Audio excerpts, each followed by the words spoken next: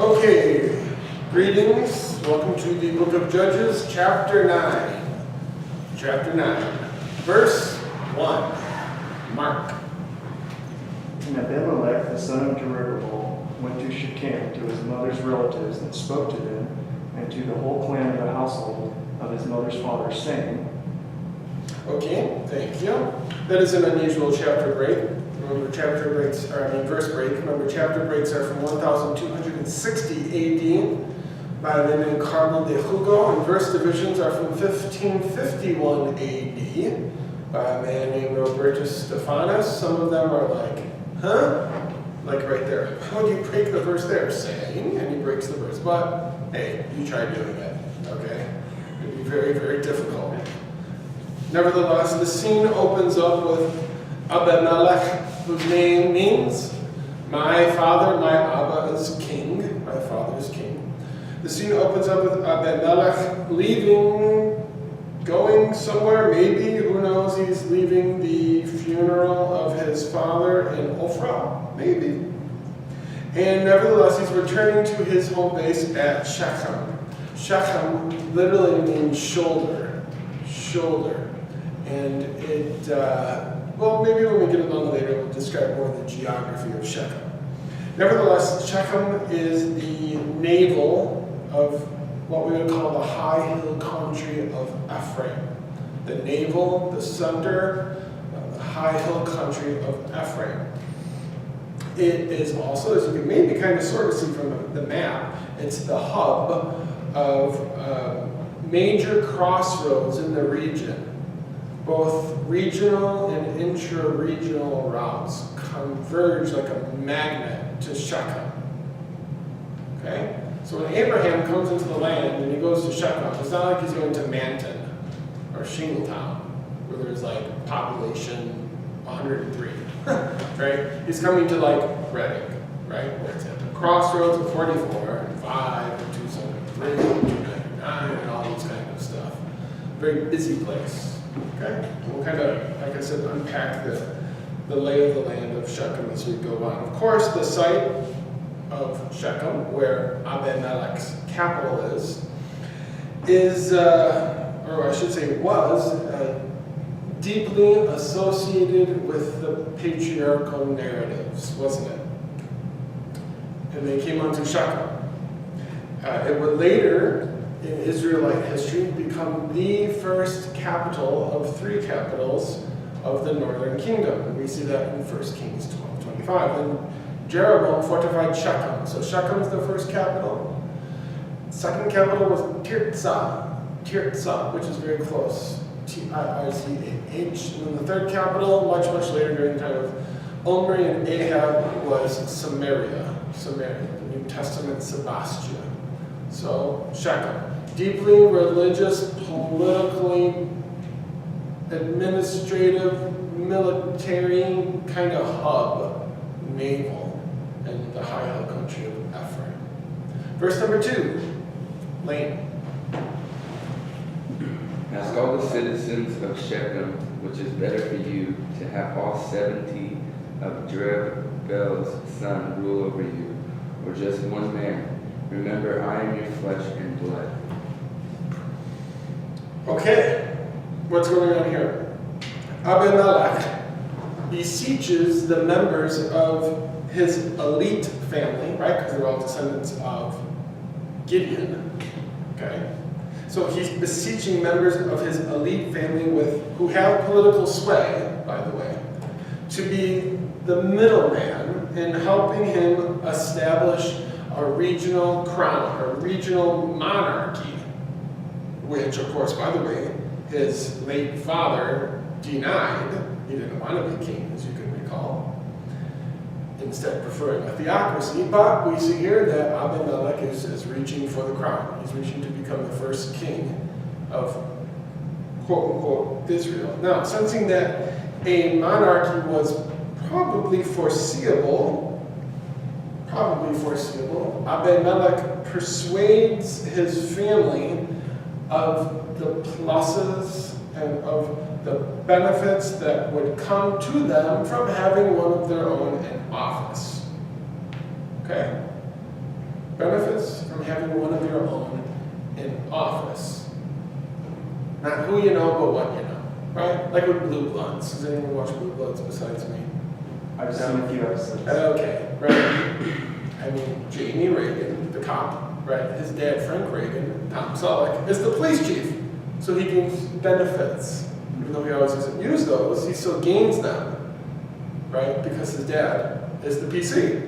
And it's the same kind of sort of idea here. They gain benefits, right, from him being in a position of honor to position.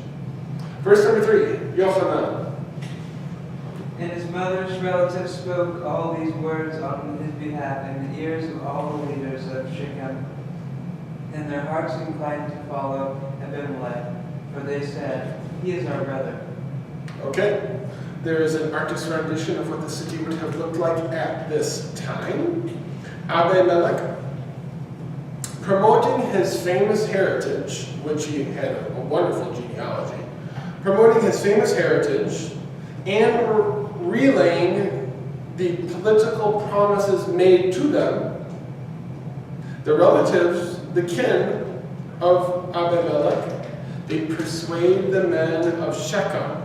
They persuade the men of Shechem of the promising possibilities there could be if this city was governed by Abimelech the king.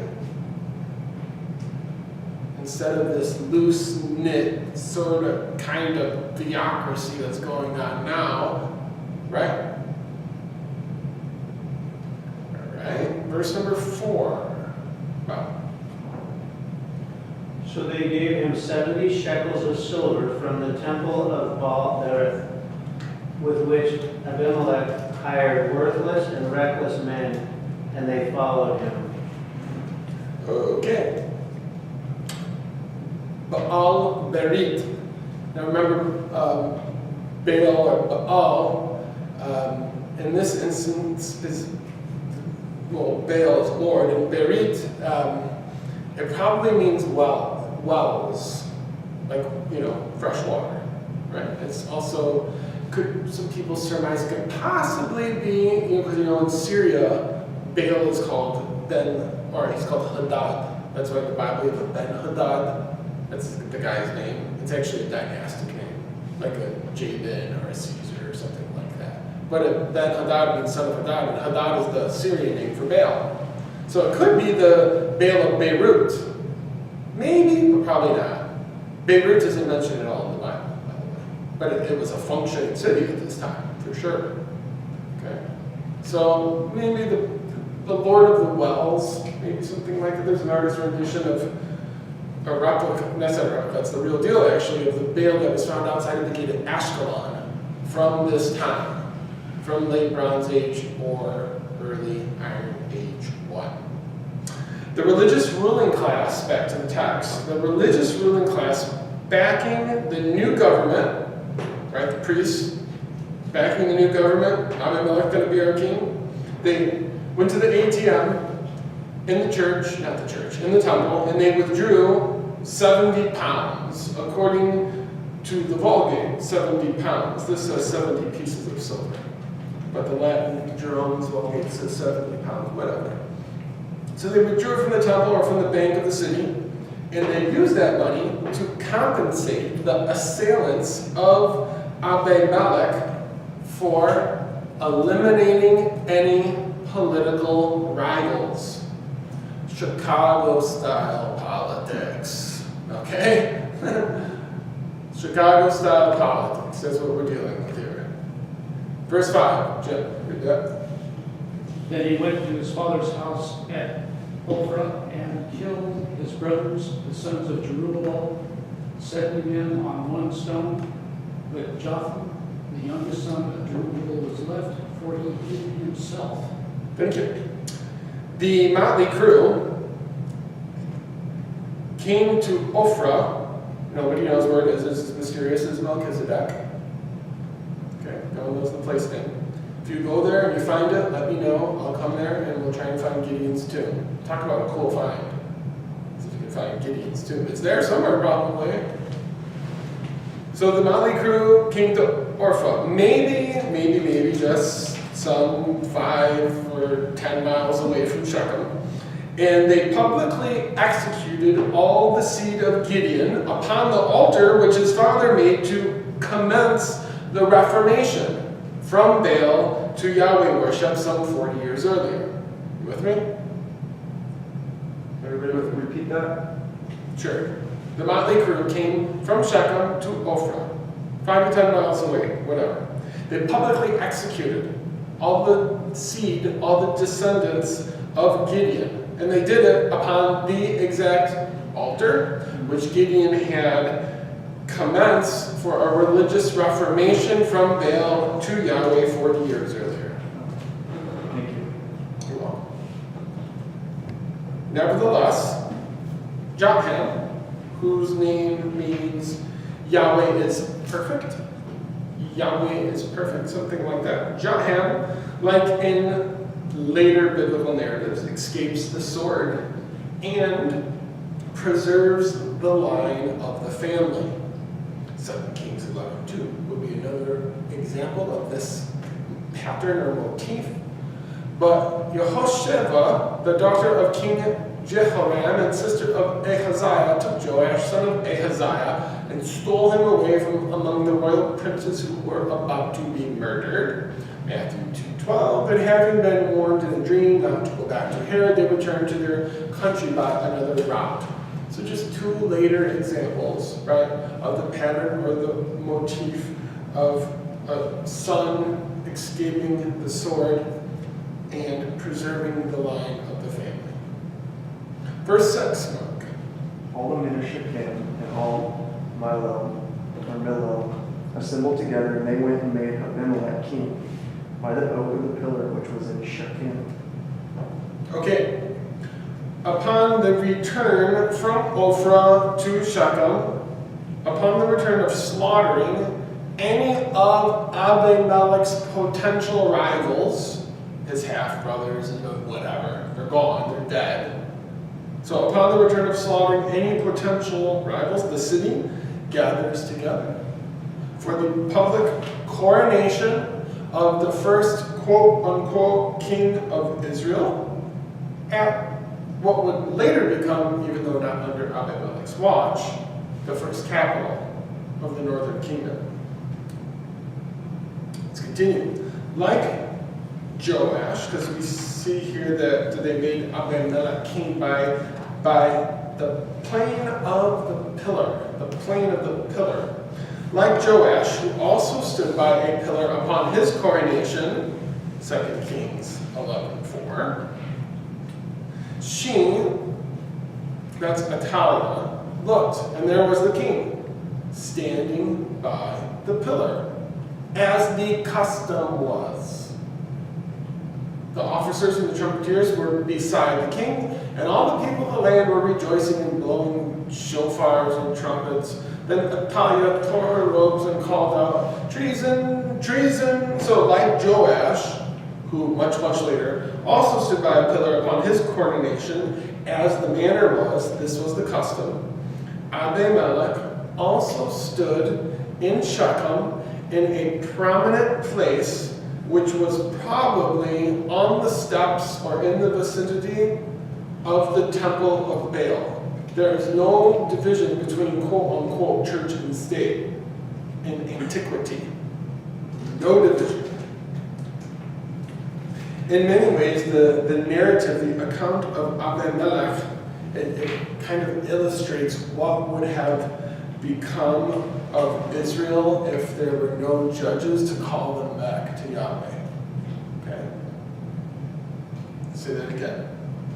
The account of the story, the narrative of Abimelech illustrates what would have happened eventually to the nation of Israel if it were not for the judges calling them back to obey the God of Israel.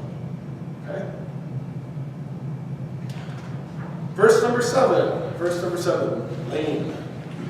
By the way, did you get your test back today? For your Testament? Was it in the mail? In the box? It should be. You did good. You did really good. I think you got A's on both of them. Good job, Mike. When Jotham was told about this, he climbed up on the top of Mount Gerizim and shouted to them, "Listen to me, citizens of Shechem, so that God may listen to you." Okay, what are we looking at here? This, which I've been on numerous times, is Mount Gerizim. This is Mount Ebal. And down here is Shechem. Got it? 2 or 3 or not. Just because we're going to be talking about it. This is Gerizim, this is Ebal, and Shechem's down there in the plain. So, just southwest of the city of Shechem, where the multitudes were gathered together, in verse number 7. Likely near the temple of Baal, Jotham, the youngest brother of Abimelech, proclaims from Shechem, but not only from Shechem, from Gerizim, but from the original site of the blessings that were given in Joshua chapter 8, verse 33. Remember, the blessings are to be read on Mount Gerizim, and the cursings are to be read on Mount Ebal. You guys went to Sunday school, right? Yeah. I did. Okay. Now, Gerizim is about 3,000 feet up. And so begins the beginning of this long parable.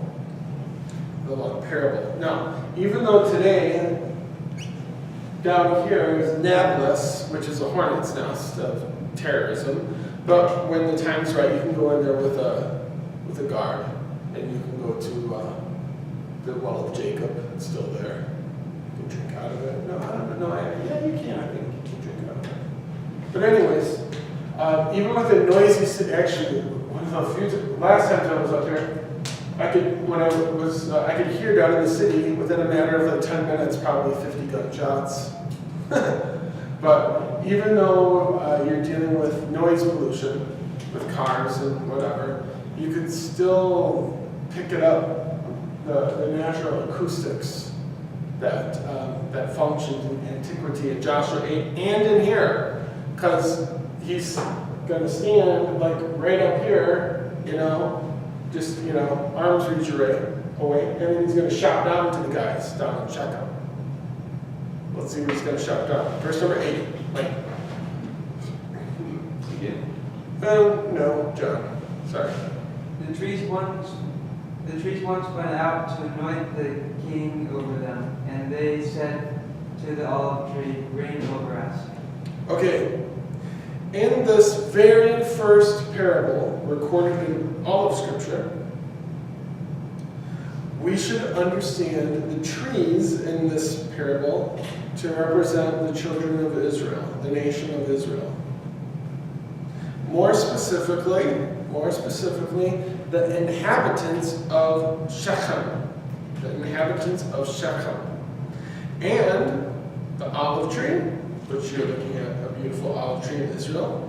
And the olive tree as an yet unknown person in their past, whom the men of Shechem, were compelled to crown as king.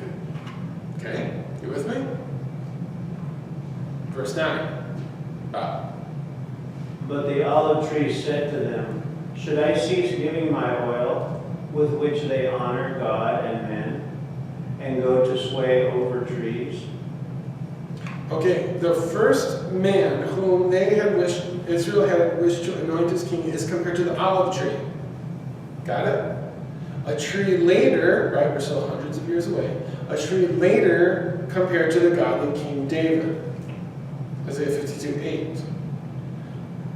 David speaking, "But I am like a green olive tree in the temple of God," or the house of God. There you go. Now, the olive oil, was extracted from olives selected for their high quality by crushing them into a pulpy substance in some kind of stone mortar, like you're looking at here. And then they would hang the pulps in some kind of basket, or maybe even some kind of like a potato sack kind of thing. and that would cause the virgin oil to strain through. The oil which dripped from the basket, or the gunny sack, whatever, okay, is now clear from any pulp. And this would be the pure beaten oil that was used in the tabernacle and temple services. All right? This is a Greco-Roman period olive oil plant, for lack of a better word. And of course it's pagan because we had a niche in the wall for their deity. Hello, Ron. How are you doing today, buddy? These are smart. Mondays are swamp. We're glad you're here. Want a bottle of water? Sure. It's brand new. Where would the tabernacle have been at this time? At this time, if it was functioning, it would have been a Shiloh. So this is your average run-of-the-mill, even though albeit 1,000 years later, Greco-Roman olive oil installation plant. So like I was saying, you have a niche in the wall to offer the incense to the deity, whoever that might be. Then what you would do is you would see it right here. That's where you would put the gunny sacks, the bags, the baskets of olives. Okay? And then depending on how much pressure you wanted to put on the olives, right, would depend on how many stones you had hooked up to the press. Make sense? 2 or 3 are watching and nodding, okay? I'm not here to blow air, guys. I'm here to teach you. This is how the tree could honor God. The olive tree could honor God.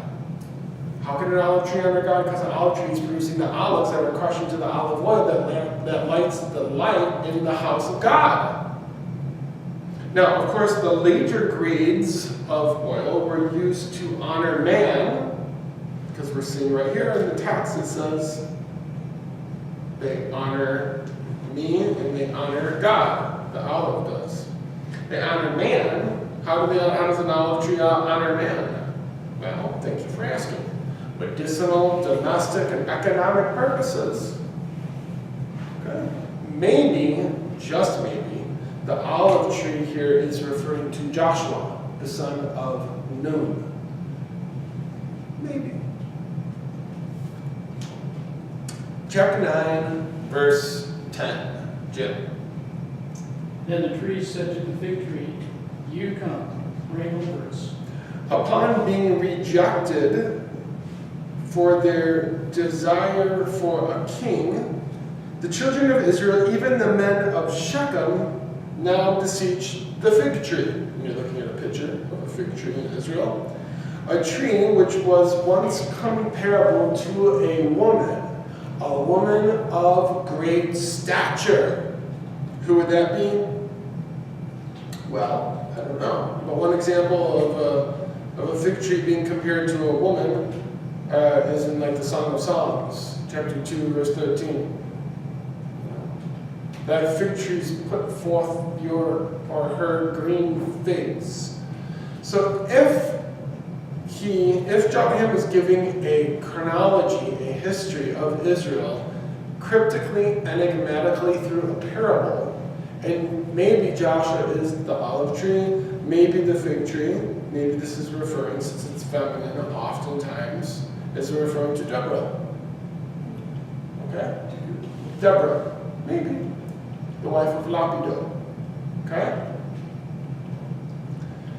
Chapter 9, verse 11. Mark. But the fig tree said to them, "Shall I leave my sweetness and my good fruit, and go to the way over the trees?" Okay, now the fig, there we go. The fig is a summer foodstuff.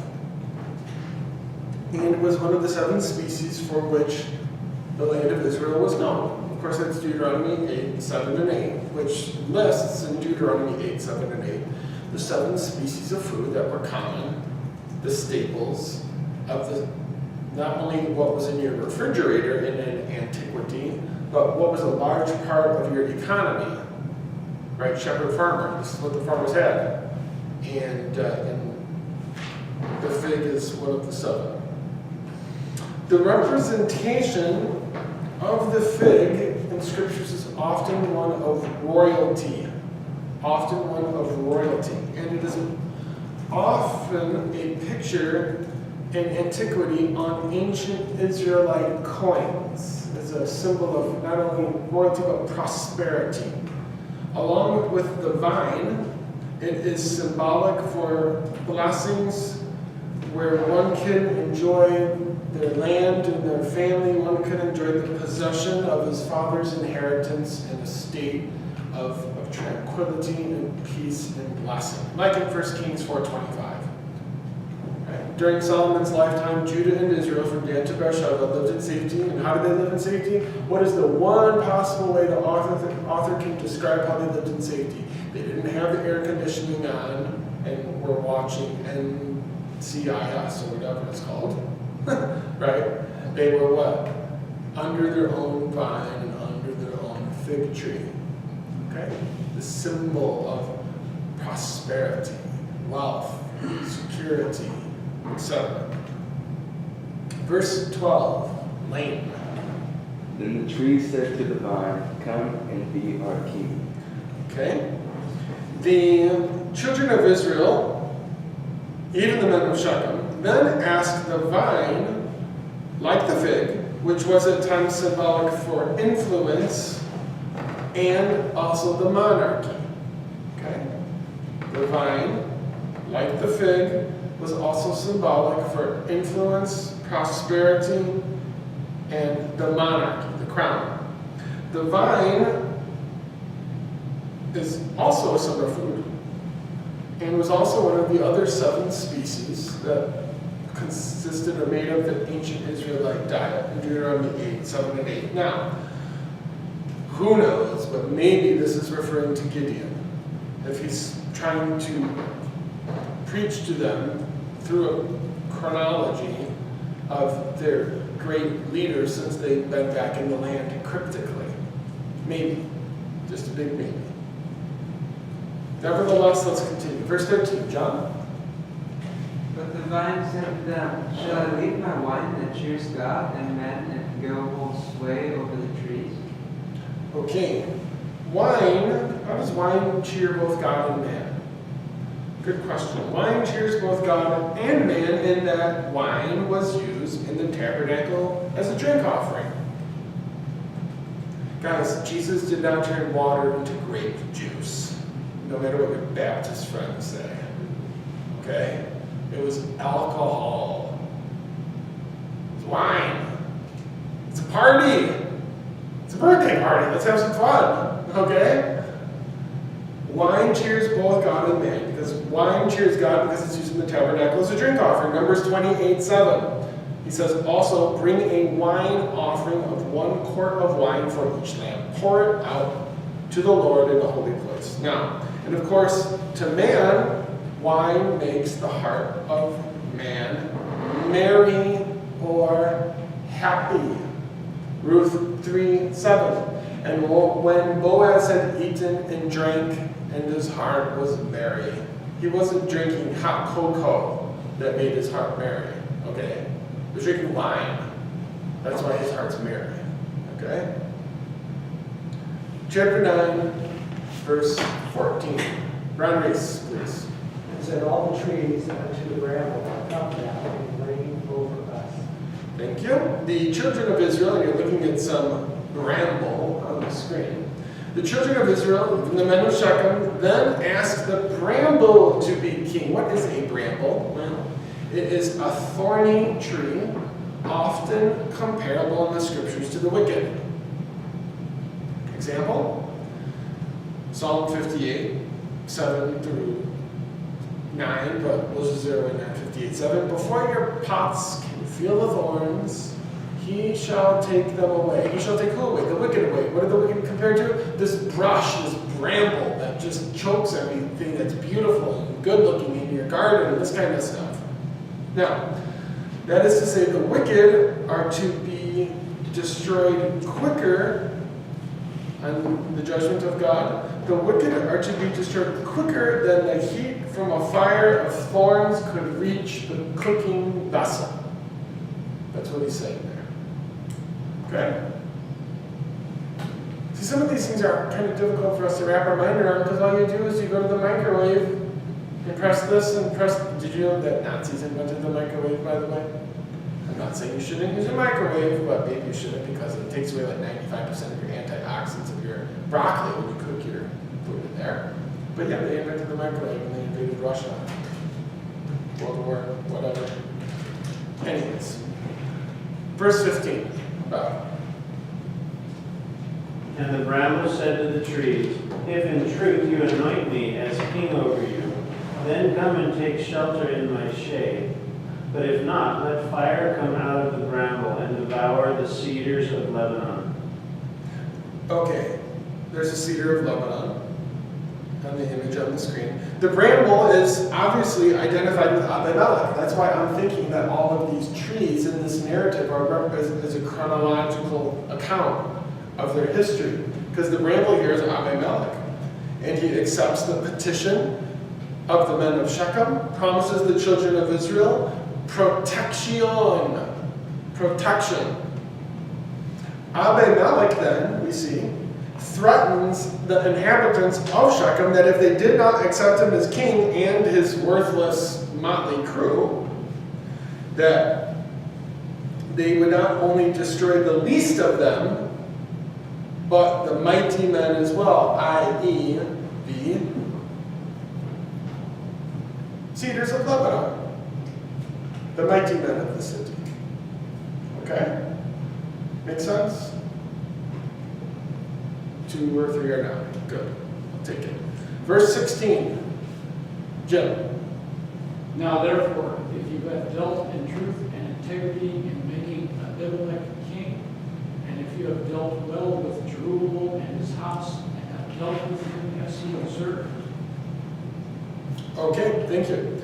Jotham, remember he's on El Gerizim, and he's shouting down to the walled city of Shechem where everyone's gathered together because of the coronation of Abimelech. Everybody and their mother's there. Kind of reminds me of like Haggai. You know how the book of Haggai starts? In the 6th year, in the 1st month, in the 1st day of the month, came the word of the Lord unto Haggai in the days of Darius.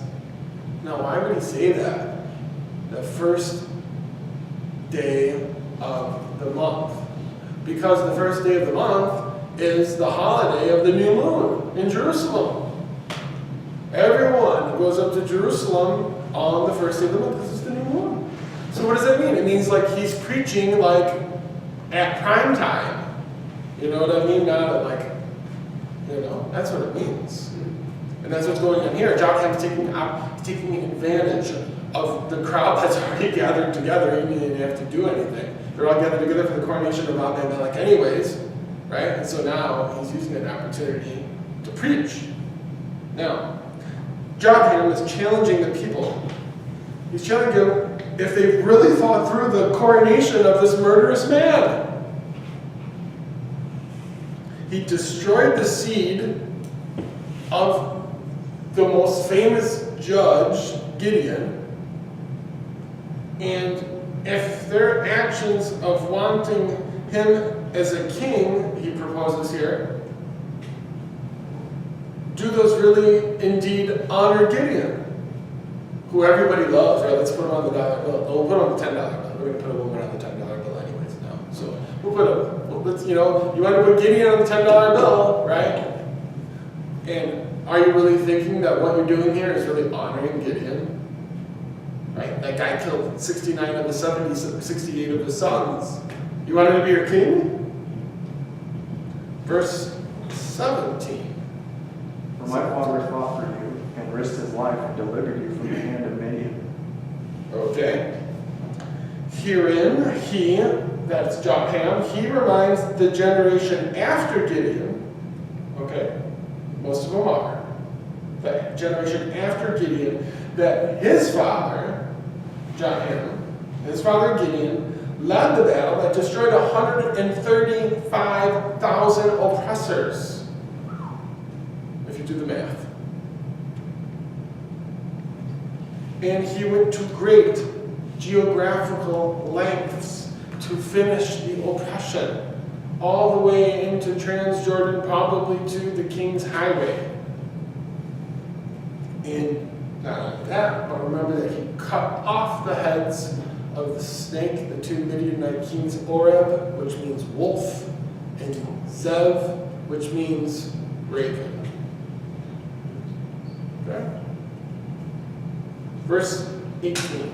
Like, But today you have revolted against my father's family, murdered his 70 sons on a single stone, and made Abimelech, the son of his slave girl, king over the citizens of Shechem, because he is your brother. okay. Jotham, in his speech, is collectively holding the people, the inhabitants of Shechem, guilty.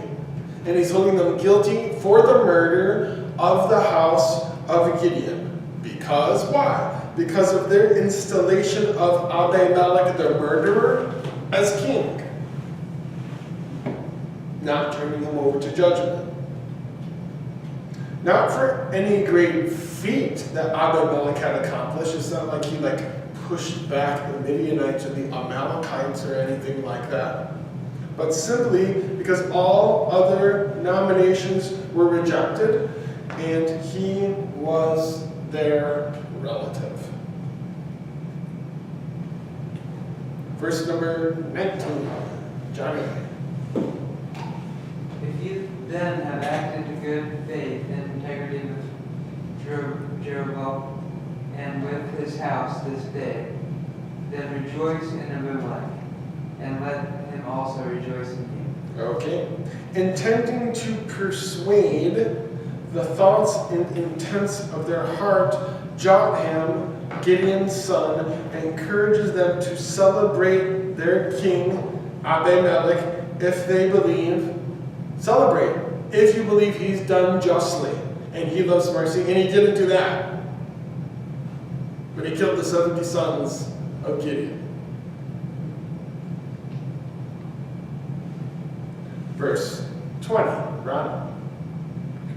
But if not, let fire come out from Abimelech and devour the nation and the house of Milo, and let fire come out from the nation and from the house of Milo, and devour Abimelech.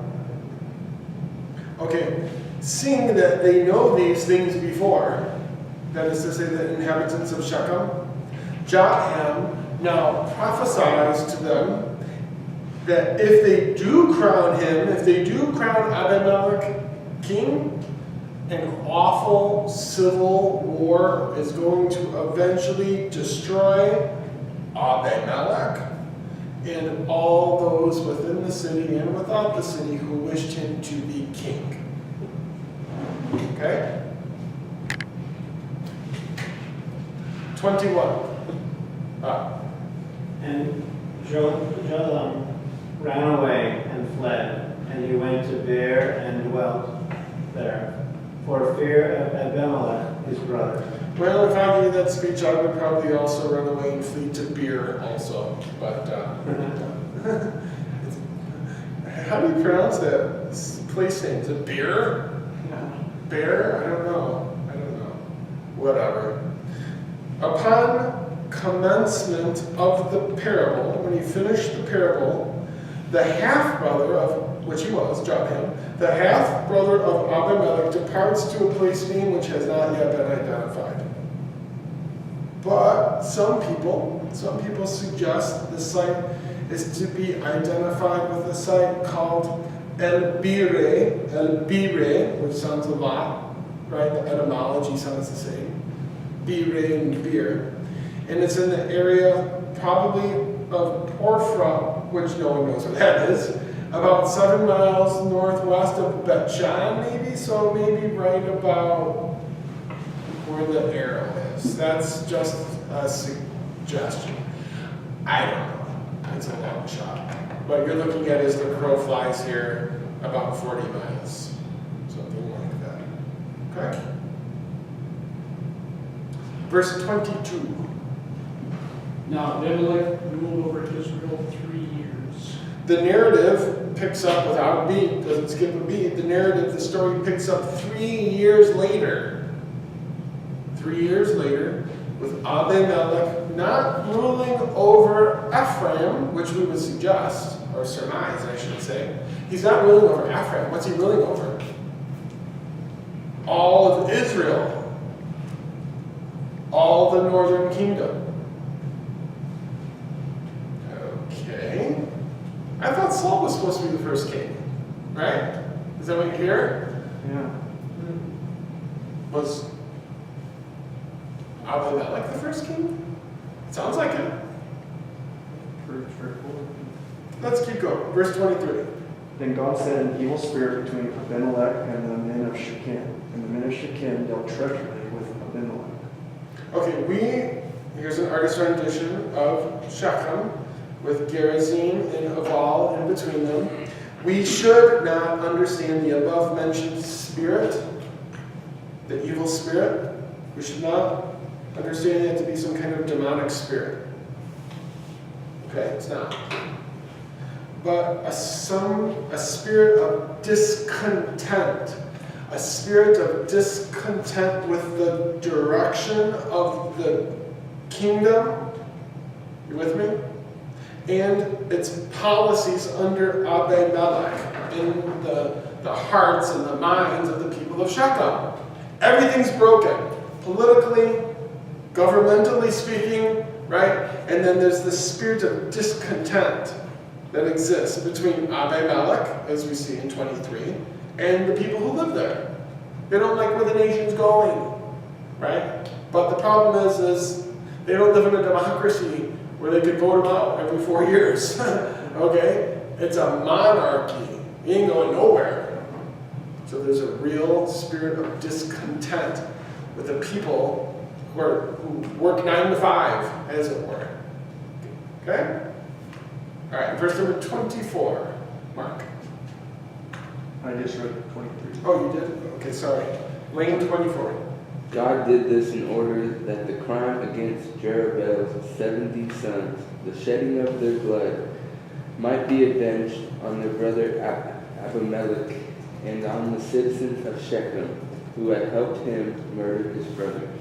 Okay. After a few years in office, Abimelech, after a few years in office, the general populace, the people of Shechem, regret electing the young and charismatic ruler, discerning that his kingdom was indeed built upon innocent blood. And they're seeking some kind of terms to dismiss him, and they decide to retaliate upon him with blood vengeance. With blood vengeance. Okay? Verse 25. Johnny? And the leaders of Shechem put up in ambush against him on the mountaintops, and they robbed all who passed by them along that way. And it was told to Abimelech. Okay, so here's the arrow, and there is Shechem, right where the arrow is. Now, the site was located, like we slightly alluded to earlier, at a critical intersection, like a 5 and an 80. Between Mount Aval to the north, Aval means Baldy, maybe something like that, and Gerizim. And it guarded, Shechem guarded the main north-south route of the country. Okay? This is Highway 5, the backbone, the main north-south route. Shechem sits right smack dab, as you can see, because here's the route right here, right? Shechem sits smack dab right on it. Where is Dan and? Dan's off the map. It's way up. Way of life. Yeah. Now, it sits where Nahal is an Arabic word, which means wadi, and wadi is a Hebrew, Nahal's the Hebrew word, wadi is the Arabic word, and it basically means a canyon. Canyon that has perennial streams running through it. Dry season, it's the highway. When it's wet, you walk on top of the ridge. Okay? But Shechem sits where 5 and 44 and 273 come together. That's to say where Nahal Shechem, Tirzah, and Machmet meet. Now, the physical setting of the site of Shechem, was very open, very naked, and made connections to other regions of Israel and Transjordan across the valley very easy to get to, very accessible. Now, intra-regional routes led to the Phoenician coast via this way, right here, okay? Led to the Phoenician coast, and the site also functioned as like a back door to get to the Jordan Valley, which is just off the map. But the mountains that form these routes that we're looking at here on the map, the mountains that formed these routes and the wadis that existed, the valleys in between them, these are where the men of Shechem were lying wait to deceive. Like Robin Hood, sort of, but not really, right? Like lying in the sides and the bushes until, Prince John comes along, right? And, oh, fortune tellers, how droll, and that kind of stuff, okay? Verse 26, Ron? And Gaal, the son of Ebed, came with his brother, and went over to Shechem, and the men of Shechem put their confidence in him. All right, Gaal means, what a great name, dung beetle, something like that. Why would you name your child dung beetle? I don't know. Anyways, Gaal was the son of Ebed. Ebed, of course, means servant, like Ebed, Obadiah, right? Ebed, servant. He was likely a Canaanite, and that, my friends, is what a Canaanite looks like, according to a relief from Luxor, which is also called Thebes. That's a Canaanite. He was likely a Canaanite who came to help or to assist the men of Shechem with their rebellion against Abimelech, a hired hand, a mercenary, to help the men of Shechem somehow, some way, find a solution to get rid of this Abimelech guy. Verse 27. So they went out into the fields and gathered grapes from the vineyard and trod them and made merry. And they went into the house of their God and ate and drank and cursed Abimelech. All right. Now, the hints in the verse inform us that this narrative takes place during the summer grape harvest. Okay? So, the men of the city celebrated the agricultural festival. They celebrated it by giving glory to Baal. Okay?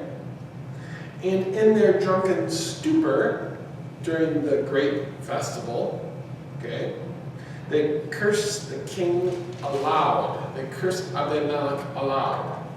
Wherefore we should surmise that some kind of bird of the air carried their voice, and that which hath wings told the matter. Ecclesiastes 10:20. Somehow, some way, someone overheard what they said, and their slander and evil speaking about the boss got back to him. Perfect time for a pause. See you in 10 minutes, guys.